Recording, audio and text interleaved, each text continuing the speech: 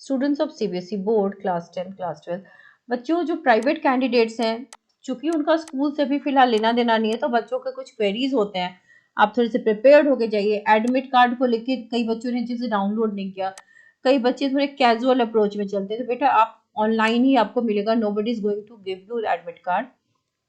जाओ application number से, date of birth से, किसी भी तरीके से आप नाम से अपना एप्लीकेशन डाउनलोड कर लो, डाउनलोड करके टेक अ प्रिंट, ठीक है, तो 3 कॉपी रख लीजिए साथ में। और जब आप सेंटर, अगर मान लो बहुत दूर है, कई बच्चों का सेंटर बहुत दूर है, या बच्चा ही मान लो शहर में नहीं है, तब तो आप शहर में आओगे वापस जहाँ पे आपका एग्जाम है, तो मान लो कि चलो आपका सेंटर वहां पे है जहाँ पे आप कोचिंग वगैरह में प्रिपरेशन करो, क्योंकि कई बच्चों का अभी जेई वगैरह भी क्लियर हुआ है, जो बच्चे प्राइवेट कैंडिडेट, तो which is a very good thing. मतलब ये बहुत अच्छी बात है कि आपका 12th क्लियर हुआ ना हुआ, या इवन योर इम्प्रूवमेंट कैंडिडेट, तो आपका जेई का मेंस जो है बहुत अच्छा स्कोर किया है, विच इज अप्रिशिएबल। इसी तरीके से होप से ही हम आगे बढ़ते हैं, मैनिफेस्ट करो कि आप अच्छा करोगे, यू विल डू गुड। सो बेटा सेंटर पे जाके अगर आपने प्रिंसिपल से साइन नहीं लिया, तो सेंटर सुपरिटेंडेंट का सिग्नेचर ले सकते हैं, ठीक है, एक दिन पहले ले लोगे तो अच्छा है, हसल पसल में नहीं फंसोगे। एग्जाम डे में भी इट इज पॉसिबल, क्योंकि वहां आपको परेशान करने के लिए कोई नहीं बैठा है, थोड़ा वेरिफिकेशन में हेल्प हो जाएगी, अगर आपका साइन पहले से रहेगा तो प्रॉब्लम नहीं होगी, राइट। अब there is a question regarding practical, students are still confuse, क्योंकि प्रो डाटा को लेकर थोड़ा सा कंफ्यूजन हो गया है। देखो, प्रैक्टिकल और इंटरनल असेसमेंट दो चीजें हैं। प्रैक्टिकल जिन सब्जेक्ट्स के हैं, अगर आप 2022 या 23 के स्टूडेंट्स हो, आपके मार्क्स कैरी फॉरवर्ड होंगे, क्योंकि आप अगर आपकी सिर्फ रिपीट थ्योरी आई थी, प्रैक्टिकल उन्हीं बच्चों को देना होगा जो प्रैक्टिकल में फेल हो गए थे या एब्सेंट थे, ठीक है। 2021 या उससे पहले के बच्चे का प्रैक्टिकल होगा। प्रो डेटा बेसिस पे किसकी एनालिसिस होती है? इंटरनल असेसमेंट या प्रोजेक्ट की, ठीक है। तो इंटरनल असेसमेंट या प्रोजेक्ट की 2021 या 21 से पहले के बच्चे जो होंगे, उनकी आपका जो थ्योरी होगा ना, मान लो आप 70 में सपोज कोई कितना लाएगा, 70 में मान लो आप 40 लेके आते हो, ठीक है, तो आपकी थ्योरी में जो प्रैक्टिकल है, या यानी कि इंटरनल असेसमेंट 30 का हुआ, तो 30 में आप कितना लाओगे? यूनिटरी मेथड 70 में आपने 40 लाया, तो आपने कितना 1 में कितना लाया? 40/70, तो 30 में कितना लाया? 40/70 इंटू 30, तो ये एक्चुअली आपके प्रोजेक्ट का मार्क्स होगा, दैट इज 12/7। तो इस तरीके से, तो क्या है कि मतलब एक कहते हैं ना कि जिस तरीके से रेश इट्स अ प्रोपोर्शन, कि थ्योरी में जो जिस प्रोपोर्शन में आपको मार्क्स मिला, उसी प्रोपोर्शन में आपको इंटरनल असेसमेंट में मार्क्स दिया जाएगा।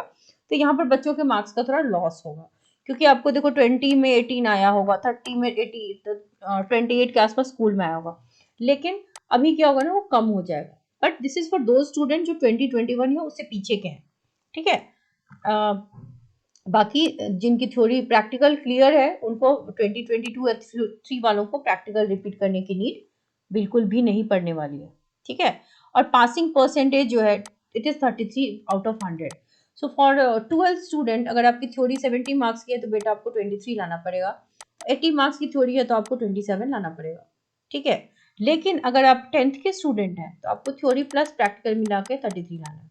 प्रैक्टिकल में आपके अगर मान लो 18 भी है, तो थ्योरी में आपका 13 to 15 आएगा, तो आप पास हो जाओगे 100%।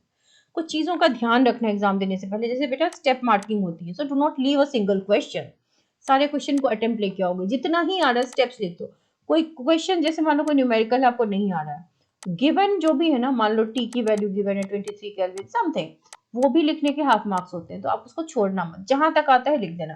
Try to write point wise लिखने की कोशिश करें। हाईलाइट द कीवर्ड्स, कीवर्ड्स के बेटा नंबर होते हैं।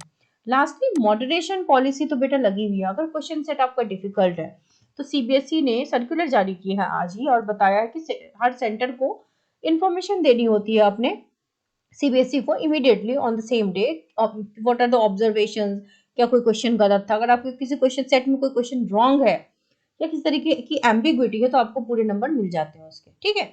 बट आप अच्छे से लिख के जाना, क्योंकि this is the second time you are going to give this exam.